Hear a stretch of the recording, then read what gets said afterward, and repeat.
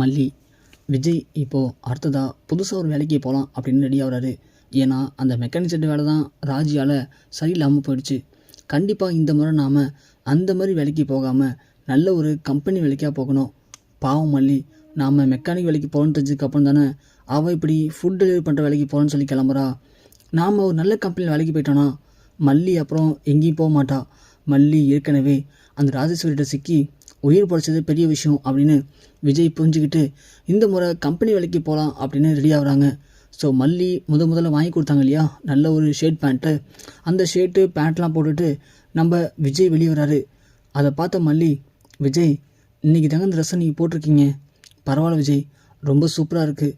ஆனால் எனக்காக நீங்கள் ஒரு சின்ன உதவி பண்ணுறீங்களா? சொல்லு மல்லி.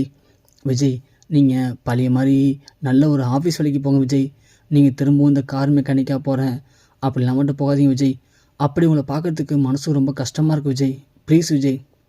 இல்லை மல்லி, அந்த நேரத்தில் நம்ம வீட்டில் ரொம்ப கஷ்டமாக இருந்துச்சு, சரி வழி இல்லையேன்னு தான் நான் அந்த வேலைக்கு போனேன். மற்றபடி நான் விருப்பப்பட்டு ஒன்றும் அந்த வேலைக்கு போகல மல்லி. கண்டிப்பாக இனிமேல் அந்த வேலைக்கு நான் போகவும் மாட்டேன். நீ ஆசைப்பட்ட மாதிரி நான் ஒரு கம்பெனி வேலைக்கு தான் போகிறேன் மல்லி. 2 கம்பெனியில் நான் வேலைக்கு சொல்லி வச்சுருக்கேன். அவங்களும் நாளைக்கு வர சொல்லியிருக்காங்க. அப்போனா உங்களுக்கு கண்டிப்பாக ஒரு பெரிய கம்பெனியில் வேலை கிடச்சிருமா விஜய்? நீங்கள் கௌரவமான வேலையாக ரொம்பவுமே ஸ்டைலாக போயிட்டு வரணும். எனக்கு அந்த விஜய் தான் ரொம்ப பிடிக்கும். ஆனால் நீங்கள் அதெல்லாம் விட்டுட்டு குடும்ப கஷ்டப்படுறோம் அப்படின்னு சொல்லிட்டு நீங்கள் போயிட்டு காரை கழுவுறது, கார் துடைக்கிறதெல்லாம் பார்க்கும்போது எனக்கு மனசுக்கு ரொம்ப கஷ்டமாக இருக்குது விஜய், ப்ளீஸ் விஜய். அந்த வேலைக்கு மட்டும் திரும்ப போகாதீங்க விஜய். மல்லி, அதான் சொல்லிட்டேன்ல, இனிமேல் அந்த வேலைக்கு நான் போக மாட்டேன் மல்லி, என்னை புரிஞ்சுக்கோ. ஆனால் என்ன, அதுலேயும் ஒரு சிக்கல் இருக்குது மல்லி. என்ன விஜய், என்ன சிக்கல் சொல்கிறீங்க? இல்லை மல்லி, நான் இப்போது சொன்ன 2 கம்பெனிலையும் வேலைக்கு கூப்பிட்ருக்காங்க. நான் அங்கே போகலாம். ஆனால் அந்த கம்பெனியில் என்னுடைய சர்டிஃபிகேட், முக்கியமான 2 சர்டிஃபிகேட் அந்த பழைய வீட்டில் மாட்டிக்கிச்சு. அந்த சர்டிஃபிகேட் இருந்தால் மட்டும்தான் அந்த கம்பெனிக்கெலாம் போகலாம், எனக்கு வேலை கிடைக்கும். இல்லைனா வேலை கிடைக்கிறது கொஞ்சம் கஷ்டம்தான் மல்லி. அப்புறம் அந்த வேலை கிடைக்கலனா வேறு நான் என்ன பண்ண முடியும் சொல்லு பார்க்கலாம். விஜய், அதுக்காக நீங்கள் திரும்பவும் பழையபடி கார் மெக்கானிக்காக போகணுன்னு சொல்கிறீங்களா? ஏன் மல்லி, கார் மெக்கானிக்காக போகிறதுல உனக்கு என்ன பிரச்சனை சொல்லு பார்க்கலாம். மல்லி, எந்த வேலை பார்த்தாலும் நம்ம கஷ்டப்பட்டு வேலை பார்க்க போகிறோம், அதுக்கான ஊதியத்தை நம்ம கொடுக்க போகிறாங்க, அவ்வளோதானே. விஜய், நான் அந்த வேலை தப்பு சொல்ல விஜய். ஆனால் நீங்கள் எப்படியாப்பட்டவர், எப்படி இருந்தீங்க? ஆனால் எனக்காக நீங்கள் கஷ்டப்படுறீங்கன்னு நினைக்கும் போது ஒரு பக்கம் சந்தோஷமாக இருந்தாலும் உங்களுக்கு அந்த கஷ்டம் வேணாம் விஜய், ப்ளீஸ் விஜய். எனக்கு நீங்கள் உதவி பண்ணிக்கலாம் மாட்டிங்களா? சரி மல்லி, நான் ட்ரை பண்ணுறேன் அப்படின்னு சொல்லிட்டு விஜய் போயிடாரு. இங்கே மல்லி என்ன பண்ணலாம் அப்படின்னு யோசிச்சுட்டு இருக்காங்க. அன்னப்பூடி வந்து, என்ன புள்ள, என்ன யோசனை பயங்கரமாக இருக்குது? இல்லை பெரியம்மா, இப்போ தான் விஜய்கிட்ட பேசினேன். விஜய் நாளைக்கு ஒரு முக்கியமாக 2 கம்பெனிக்கு வேலைக்கு அப்ளை பண்ணியிருக்காராம். நாளைக்கு வர சொல்லியிருக்காங்களாம். அவர் அங்கே போகிறாராம் பெரியம்மா. அப்புறம் என்ன புள்ள, பிரச்சனை முடிஞ்சிச்சு, சந்தோஷப்படு. உனக்கு விஜய் தம்பி கார் மெக்கானிக்காக போய் கஷ்டப்படுறது பிடிக்கலன்னு சொன்னேன். அப்புறம் என்ன, அந்த வேலையும் போயிடுச்சு. இப்போ மாப்பிள்ளை புதுசாக கம்பெனி வேலைக்கு போகிறேன்னு சொல்லி கிளம்பிட்டாரு. இனி எந்த கவலையும் இல்லை புள்ள, எல்லாம் சரியாயிடும். இல்லை பெரியம்மா, இங்கே தான் பிரச்சனையும் ஆரம்பிக்க போகுது. ஏன் புள்ள? இல்லை பெரியம்மா, நான் ஆசைப்பட்ட மாதிரி விஜய் கம்பெனி வேலைக்கு போகிறேன்னு சொல்லிட்டாரு. ஆனால் அவர் கம்பெனி வேலைக்கு போகிறதுக்கு அவருடைய முக்கியமான 2 மார்க் ஷீட்டு அவருடைய பழைய வீட்டில் மாட்டிக்கிச்சின்னு சொல்கிறாரு.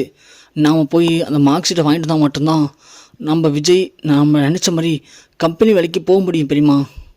இது வரையா, அந்த ராஜேஸ்வரி சரியான சன்னியாச்சே, அவள்கிட்ட போய் கேட்டால் எப்படி தருவா? அதான் தெரில பெரியம்மா, என்ன பண்ணுறது ஒன்றும் புரியல. இல்லை மல்லி, நியாயமாக போய் அவள்கிட்ட கேட்டால் கண்டிப்பாக தரமாட்டா. இவளுக்கெல்லாம் நாம் அநியாய தொழில் தான் போய் ஆகணும். என்ன பெரியம்மா சொல்கிறீங்க?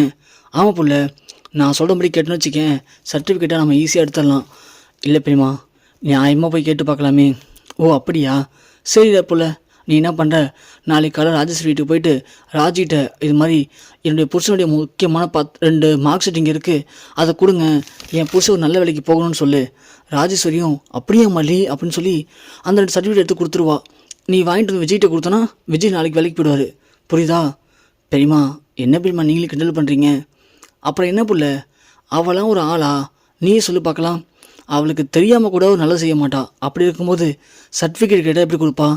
ஓ, சர்டிஃபிகேட் இங்கே தான் இருக்கான்னு சொல்லி அதையும் கிழிச்சு போட்டாலும் போட்டுருவா. அப்படி ஆள் புள்ளாவ. இப்போ என்ன பண்ணுறது தெரியுமா? ஒன்றும் இல்லை புள்ள, நான் சொல்கிறது கேளு. நான் நைட்டு போகிறேன் அந்த வீட்டுக்கு. எதுக்கு பெரியம்மா? எதுக்கா? அப்புறம் என்ன, சர்டிஃபிகேட் இங்கே தானே இருக்குது. ஆமாம் பெரியம்மா, நான் நைட்டு இந்த வீட்டுக்கு போகிறேன், போயிட்டு யாருக்கும் தெரியாமல் அந்த சர்டிஃபிகேட்டை நான் எடுத்துகிட்டு வரேன். எடுத்து வந்து கொடுத்துட்டா நாளைக்கு கண்டிப்பாக விஜய் தம்பி கம்பெனி வேலைக்கு போவார். போயிட்டா உன்னோட பிரச்சனைலாம் முடிஞ்சிடும். புரியுதா? நான் பார்த்துரு மல்லி, நீ விடு. ஒரு சில நேரத்தில் அநியாயம் பண்ணுறவங்களுக்கு நாமளும் அதே அநியாயம் பண்ணுற வழியில் போய் தான் பதிலடி கொடுக்கணும். பெரியம்மா, நீங்கள் சொல்கிறதெல்லாம் ஓகே பெரியம்மா, ஆனால் தனியாக நீங்கள் போய் என்ன பண்ணுவீங்க? என்ன புள்ள எப்படி கேட்டுட்ட? பெரியம்மா என்ன சாதனை நினச்சியா? இங்கே போகிற புள்ள, நீ எல்லாம் பயப்படாத, ஒன்றும் ஆகாது. பெரியம்மா நான் பார்த்துக்கிறேன். இல்லை பெரியம்மா, நீங்கள் அப்படி போய் எடுக்கணும்னு முடிவு பண்ணிட்டீங்கன்னா நானும் வரேன் பெரியம்மா கூட. நீ ஏன் புள்ள? இல்லை பெரியம்மா, நீங்கள் தனியாக போது எனக்கு பயமாக இருக்குது, நானும் வரேன். சரி புள்ள அப்படின்னு அன்னபூர்ணி மல்லி 2 பேரும் நைட்டு விஜய் வெண்பா 2 பேரும் தூங்கினதுக்கு அப்புறமா கிளம்பி அங்கே வீட்டுக்கும் போகிறாங்க. வீட்டுக்கு போயிட்டு பார்த்தா செக்யூரிட்டி தூங்கிட்டு இருக்காரு. செக்யூரிட்டி தெரியாமல் செவிலியரை குதித்து நம்ம மல்லி வீட்டுக்குள்ளே போகிறாங்க. மல்லி ஏறி குதித்து உள்ளே வர சவுண்டு கேட்டு ராஜேஸ்வரி, ரஞ்சிதா ஏதோ சவுண்டு கேட்குற மாதிரி கிளம்பி பார்த்துருவா அப்படின்னு சொல்ல ரஞ்சிதா தூக்க இறக்கத்தில் அப்படியே சுற்றி பார்க்குறாங்க. பார்த்தா யாருன்னு சொல்லி வந்து படுத்துடுறாங்க. மல்லி உள்ளே போய் பீரோல் திறந்து சர்டிஃபிகேட் தேடி எடுக்கிறாங்க. எடுத்து முடிச்சுறாங்க. எடுத்து முடிச்சுட்டு கிளம்புறாங்க. ரஞ்சிதா அப்போ தான் தேடி பார்த்துட்டு யாருன்னு சொல்லிட்டு தண்ணி குடிக்கலாம் அப்படின்னு கிச்சனில் போயிட்டு தண்ணி மூழும்போது நம்ம மல்லி சர்டிஃபிகேட் எடுத்து வந்து கேட்டுக்கிட்ட நின்று, பெரியம்மா இதெல்லாம் பிடிங்க போல இந்த சர்டிஃபிகேட்டை அப்படின்னு சொல்லி தூக்கி போகிறாங்க. தூக்கி போடவும் அந்த சர்டிஃபிகேட் அன்னப்படி தலையில் வந்துடுது.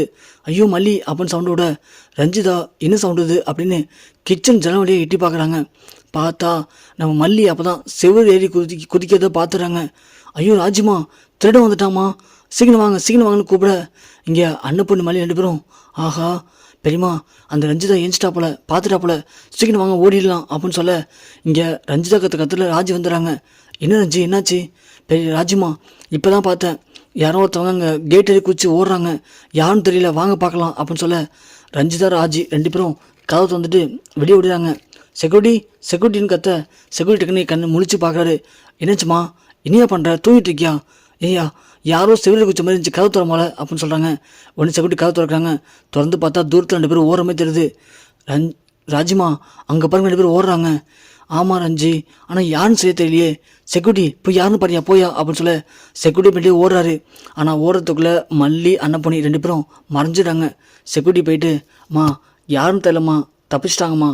யோ என்னையா பண்ணுற? உனக்கு காசு கொடுத்து வேலைக்கு வச்சா இப்படி தூங்கிட்டு இருப்பியா? தூங்கலாம்மா, முடிச்சுதாம்மா இருந்தேன். முடிச்சிருந்தா எப்படி அவன் வீட்டில் வந்துருக்க முடியும்? இங்கே பாரு, ஃபஸ்ட்டு வீட்டில் போய் பார்க்கலாம் என்ன காணும்னு சொல்லிட்டு. ஏதாவது முக்கியமான பொருள் மட்டும் காணா போயிருக்கட்டும் பாரு, போலீஸ் கம்ப்ளைண்ட் உனக்கு தான் அப்படின்னு சொல்லி செக்யூரிட்டி மாட்டிட்டு ராஜு ரஞ்சிதா 2 பேரும் வீட்டுக்குள்ளே போயிடுறாங்க. இங்கே மல்லி சர்டிஃபிகேட் திருடிட்டு நேராக வீட்டுக்கும் போயிடுறாங்க. காலையில் விஜய் கிளம்புறாரு. கிளம்பும்போது விஜய் சோகமாக இருக்காரு. மல்லி ஒன்று, என்ன விஜய் ஏன் சோகமாக இருக்கீங்க? இல்லை மல்லி, முக்கியமான கம்பெனியில் வேலை கேட்டிருக்கேன், ஆனால் சர்டிஃபிகேட் இல்லாத தான் மனசு கொஞ்சம் கஷ்டமாக இருக்குது. விஜய், யார் இல்லைன்னு சொன்னது? இந்த இருக்கிறவங்க சர்டிஃபிகேட் அப்படின்னு சொல்லி அந்த முக்கியமான சர்டிஃபிகேட் எடுத்து காட்டுறாங்க. அதை பார்த்ததும் விஜய்க்கு அப்போ தான் சந்தோஷமாக வருது. மல்லி, இந்த சர்டிஃபிகேட் எப்படி மல்லி கிடச்சிது? இதை நான் அந்த வீட்டில் பீரோவில் வச்சுருந்தானே, எப்படி இதை எடுத்து வந்த அப்படின்னு சொல்ல, இல்லை விஜய், நேற்று நீங்கள் சொன்னீங்க எனக்கு நீங்கள் சந்தோஷமாக இருக்கிறது தான் ஆசை, அது மட்டும் இல்லை நீங்கள் ஒரு நல்ல கம்பெனிக்கு நல்ல வேலைக்கு போகணுன்னு எனக்கு ஆசையாக இருந்துச்சு. அதான் நானும் பெரியமாவும் நைட்டு போயிட்டு யாருக்கும் தெரியாமல் வீட்டுக்குள்ளே போய் அந்த சர்டிஃபிகேட் எடுத்து வந்துட்டோம். என்ன மல்லி சொல்கிற, உண்மையாவா? ஆமாம் விஜய். அப்போது ராஜேஸ்வரி ரஞ்சித் 2 பேரும் பார்க்கலையா? இல்லை விஜய், 2 பேரும் பார்க்கறதுக்குள்ளே எடுத்துகிட்டு நாங்கள் வந்துட்டோம். பரவாயில்ல மல்லி, அவளே ஒரு ஃப்ராடுனா நீ அவளையும் தாண்டி அவள் கண்ணில் விரல விட்டு ஆட்டிருக்க பார்த்தியா? உண்மையிலேயே என் பொண்டாட்டி பெரிய புத்திசாலி தான் அப்படின்னு விஜய் மல்லியை கட்டிப்பிடிச்சி முத்தமும் கொடுக்குறாரு.